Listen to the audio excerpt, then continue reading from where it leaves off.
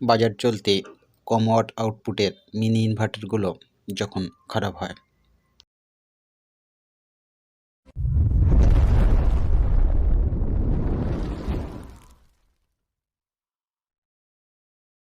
নমস্কার বন্ধুরা, take video চ্যানেলের একটি নতুন ভিডিওতে আপনাদেরকে স্বাগত জানাই। আশা করি আপনারা সুস্থ আছেন। এই ইনভার্টারটা এখন কোনো কাজই করছে না। শেষ যখন কাজ করেছিল তখন এর ভিতর থেকে কিছু একটা ফাটার আওয়াজ বের হয় এবং কিছু ধোঁয়া বের হয়েছিল। তারপর থেকে আর কোনো কাজ করছে না পার্টির কথা মতে।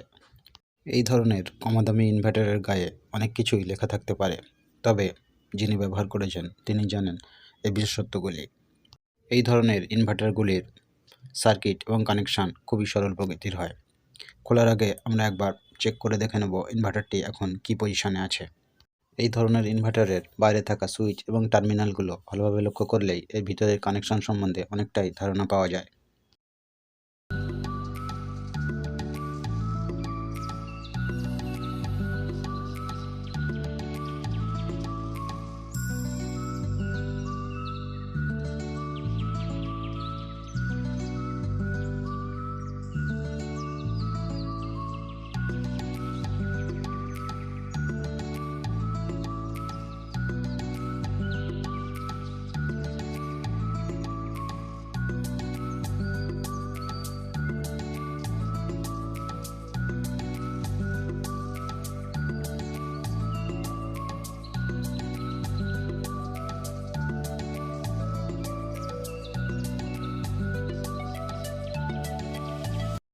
ইনভার্টারটি খোলার পর ভালোভাবে একবার পর্যবেক্ষণ করে দেখে নেব এর মেন সার্কিট বোর্ড এবং আশেপাশের কম্পোনেন্টগুলি কেমন পজিশনে আছে।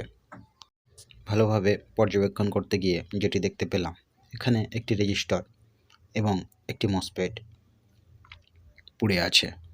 এছাড়াও অন্যান্য কম্পোনেন্ট পুড়ে থাকতে পারে, সেটা ভালোভাবে পরিমাপ করার পরই বোঝা যাবে। তার মানে পার্টি যেটি বলেছে তা কিছুটা হলেও সত্য। যাক, অনেক সময় এই সত্যটুকুও তাদের মুখে শোনা যায় না। এখানে দেখা যাচ্ছে মেন ইউপিএস অন সুইচটি একটি 1 পোল 2A সুইচ। এই সুইচের একদিকে অন পজিশনে দেখা যাচ্ছে একটি 4 ভোল্টের 3টি এলইডি সিরিজে ফ্রন্ট প্যানেলে থাকা light connection. Data sheet open করে দেখলাম এই মসফেট দুটি একই নম্বরের একটি এন চ্যানেলের পাওয়ার মসফেট। বিভিন্ন কারণে এই মসফেটটি বার্ন হয়ে যেতে পারে। একটি ওভারলোড, 2 হলো মসফেট ড্রাইভ আইসি ফেলিওরজনিত কারণে। এছাড়াও নানা কারণ থাকতে পারে এই মসফেটটি ওপেন হওয়ার। ভালোভাবে লক্ষ্য করতে গিয়ে দেখলাম দুটি ড্রাইভার ট্রান্সফরমার এর ফেরাইট কোরগুলি অনেকটাই লুজ হয়ে আছে। এটিও এই মসফেটটি পুড়ে যাওয়ার পিছনে কারণ হতে পারে।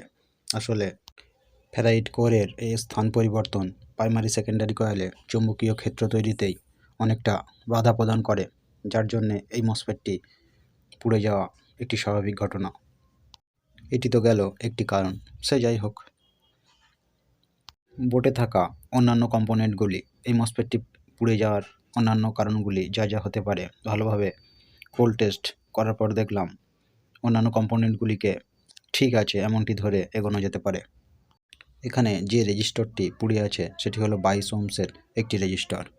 বাঁদিকের মসফেটের গেট সিগন্যাল পাসের সঙ্গে এটি কানেকশন করা ছিল। এছাড়া BC557C এই পিএনপি ট্রানজিস্টরটির একটি শর্ট পাওয়া গেছে।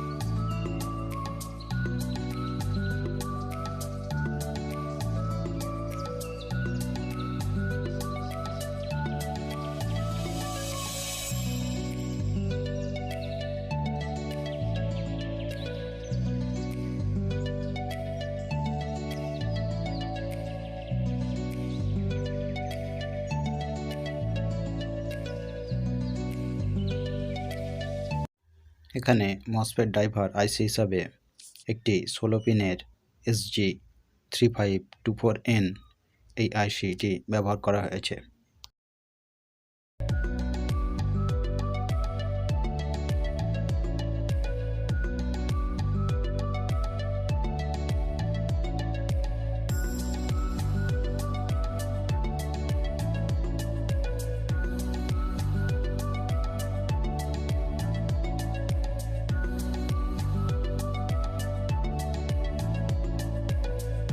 এখানে সুইচিং মসফেট দুটির নাম্বার হলো P55NF06।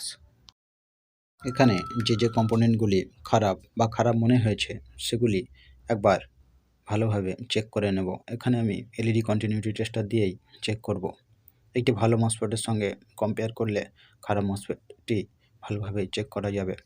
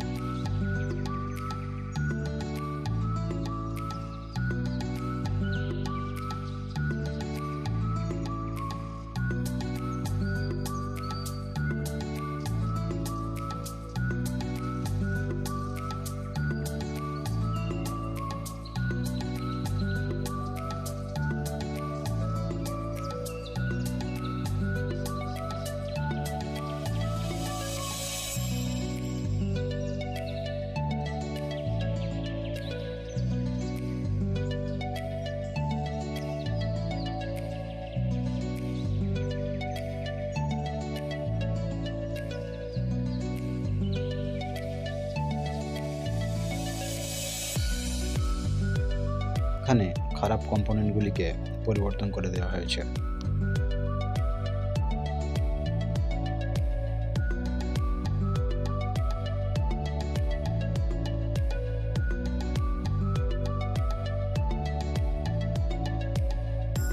এখন সময় এসছে আমাদের রিপেয়ারিং করা ইনভার্টারটি টেস্ট করার। এসি 220 ভোল্ট কানেক্ট করার পর এখন আমাদের ইনভার্টারটি চার্জ পজিশন ইন্ডিকেট করছে।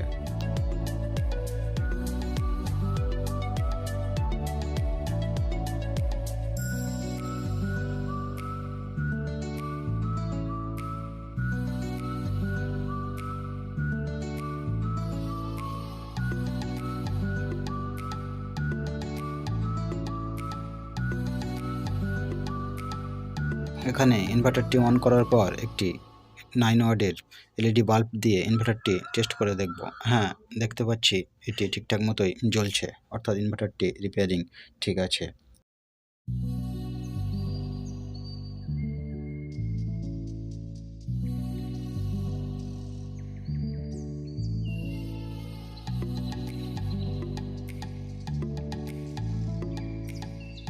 ইনভার্টারটির আউটপুটে থাকা অন্যান্য সকেটগুলিতে এলইডি বাল্ব লাগিয়ে দেখে নেব সকেটগুলি আউটপুট ঠিকঠাক মতো আছে কিনা।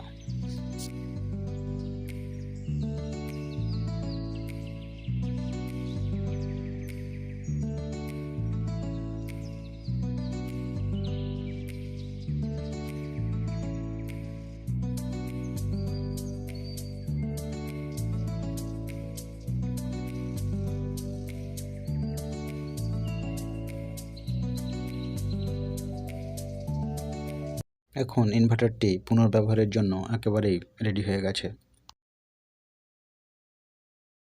তবে ভিডিওটিকে এখানেই শেষ করছি। দেখা হবে আবারও নতুন কোনো ভিডিওতে। এই ধরনের তথ্যমূলক ভিডিও পেতে আমার চ্যানেলটিকে সাবস্ক্রাইব করতে ভুলবেন না। ভিডিওটি ভালো লেগে থাকলে লাইক করতে পারেন, বন্ধুদের সঙ্গে শেয়ার করতে পারেন। আর ভিডিওটি সম্বন্ধে কিছু জানার বা জানানোর হলে কমেন্ট করতে পারেন কমেন্ট বক্সে। আমি কমেন্টের উত্তর দিতে চেষ্টা করব। এতক্ষণ ধরে ভিডিওটি দেখার জন্য অসংখ্য ধন্যবাদ।